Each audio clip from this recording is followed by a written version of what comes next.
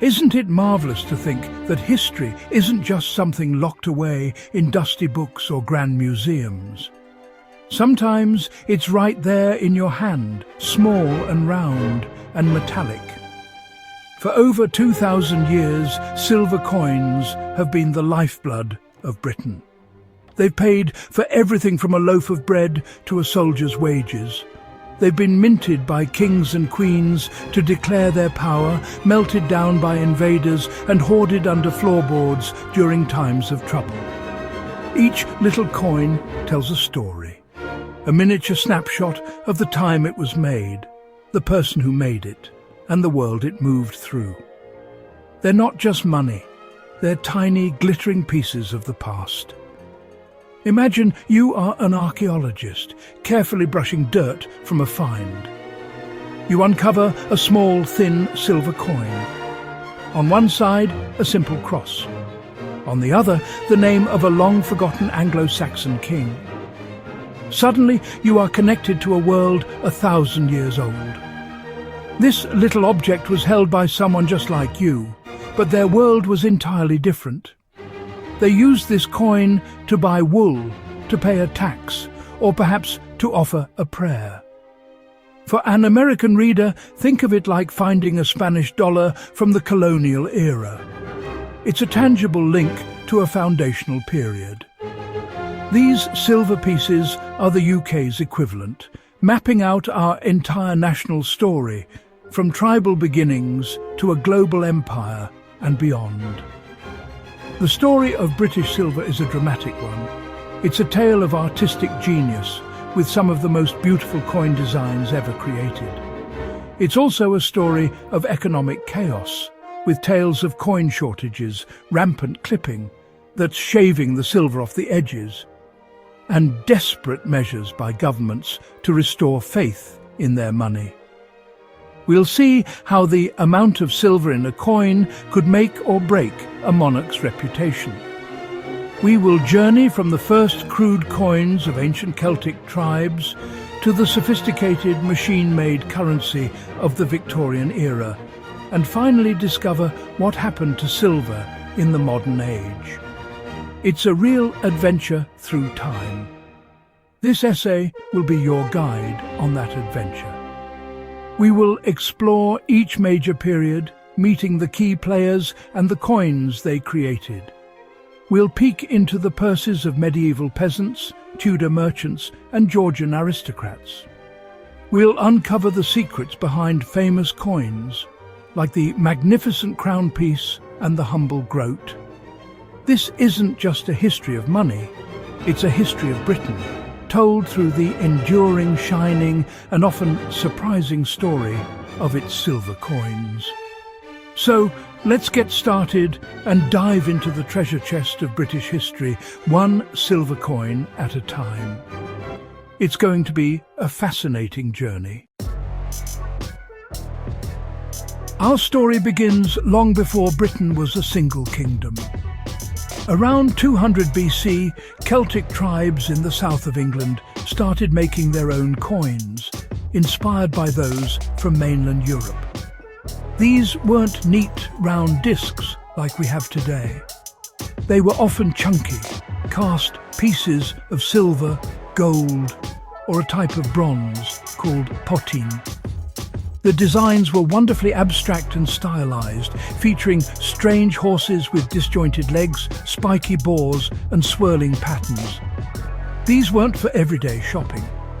They were high-status objects, used by powerful chieftains to reward their followers, make political payments, and show off their wealth. They're a mysterious and beautiful start to our silver story. Then, in AD 43, the Romans arrived, and they brought their money with them. For nearly 400 years, Roman coins became the standard currency across Britain. The most important silver coin was the denarius. This was a proper, organized currency, unlike the Celtic coins. Each denarius was struck with a portrait of the reigning emperor, from Claudius to Constantine. This was brilliant propaganda. Every time someone used a coin, they were reminded of the emperor's power, no matter how far they were from Rome. Local Britons would have used these coins at the market to pay taxes, and in the bustling new towns the Romans built, like Londinium. The Romans established mints in Britain, including one in London, to produce coins locally. This was a huge step forward in the story of British money. Instead of importing all their currency, they could make it right here. They produced millions of silver and bronze coins, which have been found by archaeologists all over the country. But as the Roman Empire began to crumble in the late 4th and early 5th centuries, the supply of new coins dried up. The Roman legions left, and Britain entered a period often called the Dark Ages. People went back to a system of barter, and for a while the hum of a busy mint fell silent. After the Romans departed, life became more fragmented, but the idea of coinage hadn't been entirely forgotten. Small, thick silver coins called shatas, pronounced shatas, began to appear in the Anglo-Saxon kingdoms from about AD 680. These are utterly charming little things. They didn't have a king's portrait on them yet. Instead, they were decorated with a weird and wonderful mix of designs. Media group, macro shot of Seata with porcupine design, ancient coin showing bird and stick figure head, motifs, stock, distribute. Equally, porcupine-like creatures, birds, crosses, and even strange, stick figure-like human heads. They were tiny, weighing just over a gram, but they were a crucial step. They show that even in a fractured land, the need for a reliable silver currency was re-emerging, paving the way for the next great chapter in coinage. Around the year AD 785, something revolutionary happened. A powerful Anglo-Saxon ruler, King Offa of Mercia, introduced a new coin that would dominate English currency for the next 500 years, the silver penny. It was wider and thinner than the old satars, and was of a consistently high quality. Crucially, it bore the king's name and title, and often a rather dignified portrait. This was a statement. It said, "I am the king, and this is my money." It was a brilliant tool for consolidating power and creating a unified economic area across his kingdom. The silver penny was born, and it was here to stay. The design of these early pennies was simple but effective. One side, the obverse, had the king's name and portrait. The other side, the reverse, had the name of the moneyer, the person who was physically responsible for making the coin, and the town where it was minted. This was a clever quality control system. If a coin was found to be underweight or made of impure silver, the moneyer could be traced and severely punished. Sometimes this meant losing a hand. This ensured that people could trust the currency, which was vital for trade to flourish. Over 70 different mints were operating at various times across Anglo-Saxon England. Then came the Vikings. Their raids and invasions, starting in the late 8th century, threw the country into turmoil. But they too understood the power of coinage. As they settled and established their own territories, like the Danelaw in northern England, they began to mint their own silver pennies. Some of these coins mimicked English designs, while others had Norse symbols like Thor's hammer or even the name of St. Peter, celebrating their conversion to Christianity at their capital in York. Coins became part of the battle for hearts and minds, a way for Viking leaders like Nut the Great to show they were legitimate rulers, not just foreign invaders. The late Anglo-Saxon period, especially under kings like Edgar and Ethelred the Unready, saw a highly organised national coinage. Every few years, a coinage was declared. All the old coins had to be handed in and were melted down to be restruck with a new design. This was partly to stop the circulation of worn or clipped coins, but it was also a fantastic way for the king to make money. He would take a percentage of the silver as a tax before issuing the new pennies. This system produced a huge number of coins, and it's a testament to how sophisticated the Anglo-Saxon state had become before the Norman conquest of 1066. After the Normans conquered England in 1066, they kept the silver penny system. It worked so well, why change it? For the next 200 years, the silver penny remained the only coin made in England. The designs became very standardized, usually featuring a front-facing portrait of the king. One famous design introduced by Henry II was the short cross penny, which was used for over 60 years. Later, Henry III introduced the long cross penny. The cross on the back was extended to the edge of the coin to make it obvious if anyone had tried to clip silver from the rim. It was a simple but very effective anti-fraud device. By the 13th century, England was becoming wealthier and trade was growing. A single penny was a lot of money. It could buy a chicken. But for large transactions, you needed bags and bags of them. It was inconvenient. So, in 1279, King Edward I launched a major reform. He introduced new, larger silver coins. The most important was the groat, worth 4 pennies. He also introduced a halfpenny and a farthing, a quarter penny, making it easier to give change. For the first time in centuries, England had a range of different coin denominations, a proper system of money that was much better suited to a growing economy. The groat was a big, handsome coin, and it quickly became popular with merchants. But the most famous denomination of all wasn't introduced until the next great dynasty, the Tudors. In the early 1500s, King Henry VII authorized the minting of the very first shilling. It was a large silver coin with a value of 12 pennies.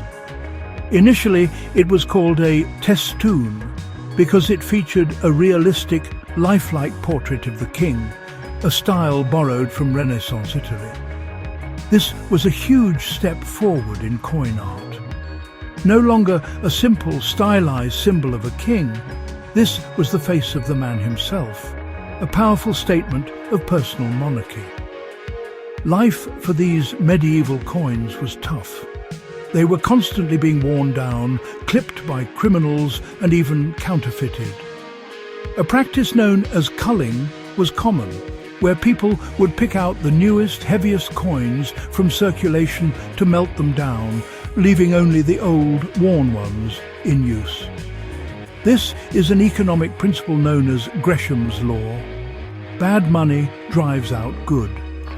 Kings and their governments were in a constant battle to maintain the quality and integrity of their silver coinage. It was a struggle that would define English monetary history for centuries to come. A real cat-and-mouse game between the mint and the public.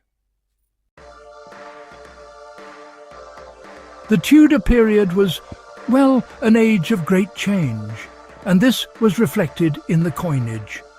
Henry VIII is a perfect example. He was famous for his extravagance, and when he ran short of money to fund his wars and, his lavish lifestyle, he came up with a sneaky plan. He began the Great Debasement in the 1540s. He ordered the mint to reduce the amount of silver in the coins and replace it with cheap copper. The coins still looked the same size, but they were a fraud. As the silver content dropped, the coins started to look reddish-brown as the copper showed through, especially on the high points like the king's nose. This earned him the nickname Old Copper Nose. People lost faith in the money and prices soared. His daughter, Queen Elizabeth I, had to clean up the mess. One of her first and most important acts as Queen was to restore the currency.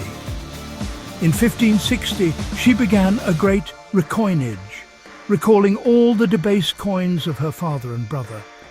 They were melted down, the silver was purified, and new high-quality coins were issued. It was a hugely successful move that restored public trust and stabilized the economy.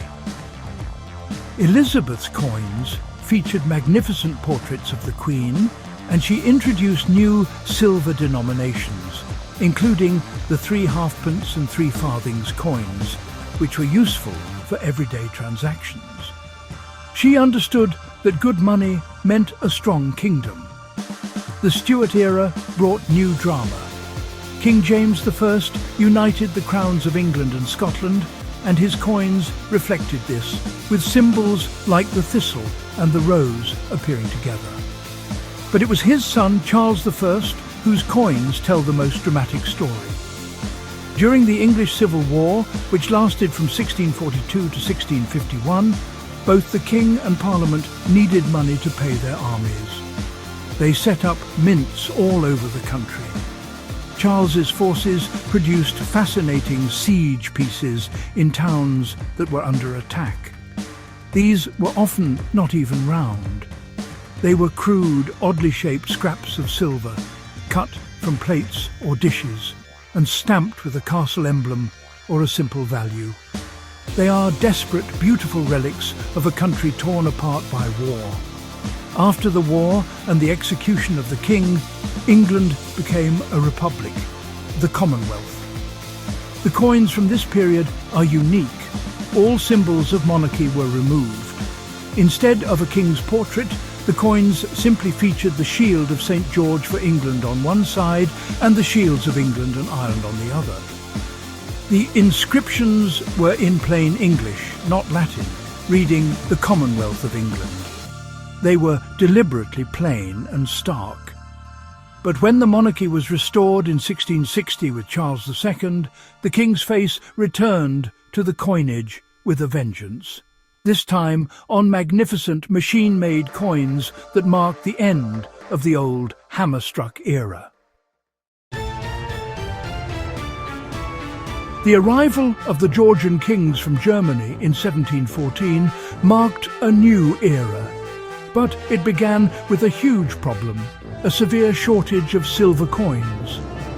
The official silver coins were worth more as melted down bullion than their face value, so people were melting them down and selling them. This meant that by the mid-18th century there were hardly any official shillings or sixpences left in circulation. The country was flooded with worn-out old coins and vast numbers of forgeries. It was a crisis. For everyday business, people had to rely on a motley collection of clipped old coins and illegal copper tokens issued by private businesses. The government tried to fix the problem. In 1758, they issued a new batch of shillings, but the price of silver was so high that they were almost immediately melted down again and disappeared. One famous but rare issue from this period is the Northumberland shilling of 1763. It was a special issue paid for by the Earl of Northumberland to be distributed to crowds in Dublin when he became Lord Lieutenant of Ireland. Most Georgian silver coins are quite scarce today, precisely because so few were made, and even fewer survived the melting pot. This long period of silver scarcity is a key part of Britain's monetary story. The situation couldn't last forever. After the Napoleonic Wars ended in 1815, the government finally acted. It launched the Great Recoinage of 1816. This was a monumental undertaking. The Royal Mint, now equipped with new steam-powered presses designed by Matthew Boulton and James Watt, began churning out millions of new silver coins. A new gold standard was established with the sovereign, and silver coins were officially made token currency for the first time. This meant their value was guaranteed by the government, rather than by the weight of the metal they contained. This stopped people from melting them down. The new coins were stunning. The artist Benedetto Pistrucci, an Italian gem engraver, was hired to create the designs. His masterpiece was a dynamic new image of St. George slaying the dragon, which appeared on the new silver crown piece. A new portrait of King George III was created for the shillings and half-crowns. For the first time in nearly a century, the people of Britain had a full set of beautiful, reliable and modern silver coins in their pockets. It was a symbol of Britain's industrial power and its victory in the long wars against France. The age of modern coinage had truly begun. Queen Victoria's long reign from 1837 to 1901 was the high point of the British Empire, and its coinage reflected this global reach and confidence. Her silver coins circulated all over the world, from Canada to Australia, India to South Africa. The designs changed with her, starting with the beautiful young head portrait by William Wyon, showing her as a youthful queen.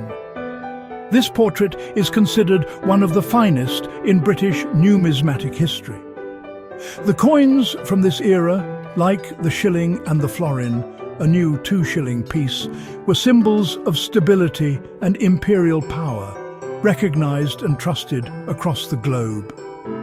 One of the most spectacular coins of the entire Victorian era was the Gothic crown of 1847. This was not really intended for circulation, but was a masterpiece of design to show off the artistic and technical skill of the Royal Mint.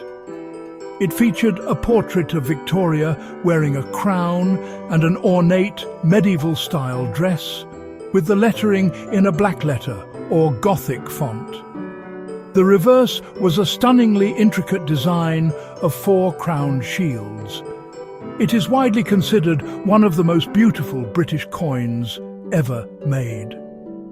It perfectly captured the romantic medieval revivalist mood of the mid-Victorian age. As Victoria grew older, her portraits on the coins aged with her.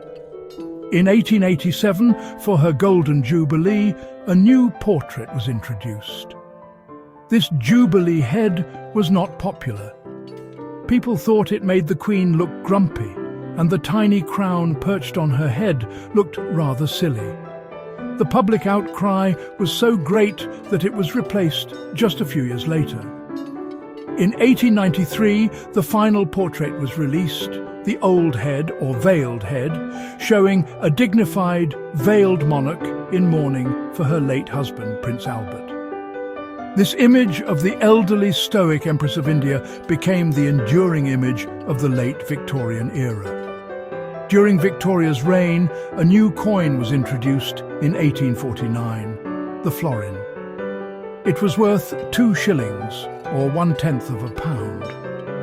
This was Britain's first tentative step towards decimalisation. The first issue was controversial because the inscription omitted the words Dei Gratia, or by the grace of God, earning it the nickname the Godless Florin. It was quickly withdrawn and replaced with a new design. These stories show how coins were not just economic tools, they were public statements, and the people paid close attention to what they said, or what they failed to say. They were a constant presence in the lives of ordinary Victorians. The 20th century began with British silver coins at their peak, still minted from 92.5% pure silver, the traditional sterling standard. The coins of Edward VII and George V continued the proud Victorian tradition. But the immense cost of the First World War from 1914 to 1918 changed everything. Britain, like other nations, had to borrow huge sums of money, and its national finances were shattered. The price of silver on the world markets soared. By 1920, the value of the silver in the coins was worth more than their face value. The government had to act to prevent the coins from being melted down for profit.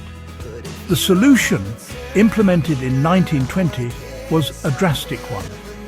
For the first time in over 1,000 years, the sterling silver standard for coinage was abandoned. The silver content of new coins was slashed from 92.5% to just 50%. The rest was made up of other metals. These new coins looked bright and shiny when they were new, but they tarnished quickly and had a rather dull, lifeless appearance compared to the old sterling silver issues. For coin collectors, 1920 marks a major dividing line. Any silver coin dated 1919 or earlier is sterling. Any coin from 1920 to 1946 is 50% silver. The story of silver's decline didn't end there. The Second World War, from 1939 to 1945, placed even greater strain on Britain's economy. The country was effectively bankrupt and owed vast sums of money to the United States as part of the Lend-Lease Agreement. Every resource was precious, and silver was needed to repay these debts and for industrial uses. So, at the end of 1946, the government made a final, decisive move. It was announced that silver would be removed from all circulating coinage entirely. The era of silver money in the pockets of the British people was over. From 1947 onwards, the coins that had once been silver, the sixpence, shilling, florin and half-crown, were made from a new alloy called cupro-nickel, a mixture of copper and nickel. This alloy had a silvery appearance, but contained no precious metal at all. It was the end of a tradition that stretched back to the Anglo-Saxons. For centuries, the value of a coin had been tied to the real, tangible value of the metal it was made from. Now it was purely a token, its value based solely on the government's guarantee. The age of silver, which had defined British money for so long, had come to a quiet and unceremonious end.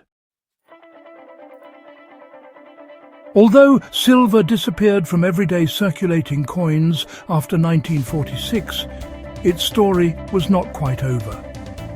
In 1951, as part of the Festival of Britain, a special commemorative crown piece was issued. It was the first crown since the reign of George V and was struck in the same 50% silver alloy used just after the war. Another crown was issued for Queen Elizabeth II's coronation in 1953, but this one was made from cupro-nickel. For a while, it seemed that silver coins would only be a memory, something for collectors to treasure from a bygone age. The great tradition of British silver seemed to have been relegated to history. However, the allure of silver never truly went away. The Royal Mint, understanding the deep historical connection and the desire of collectors, began to issue special coins specifically for the collector market. In 1970, they started producing proof sets of the year's coins. These are very high-quality versions, struck multiple times with polished dies to create a mirror-like finish.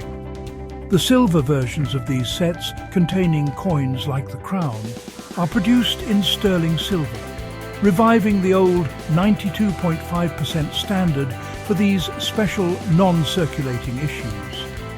This created a new chapter for British silver, no longer for the purse, but for the display cabinet. In 1987, the Royal Mint went a step further and introduced a new silver bullion coin, the Britannia. This was a 1-ounce silver coin designed for investors and collectors, a direct counterpart to coins like the American Silver Eagle. The Britannia features a classic, powerful image of the female personification of Britain, holding a trident and shield. The design changes periodically, making them highly collectible. These coins, along with other special silver issues commemorating royal weddings, jubilees, and historical anniversaries, have ensured that the craft of minting British silver coins continues at the highest standard. So, while you won't get a silver shilling in your change at a British shop today, the legacy of these remarkable objects is stronger than ever. They connect us to every monarch, every war, every moment of crisis and triumph in British history. They are studied by historians, cherished by collectors, and admired for their artistry.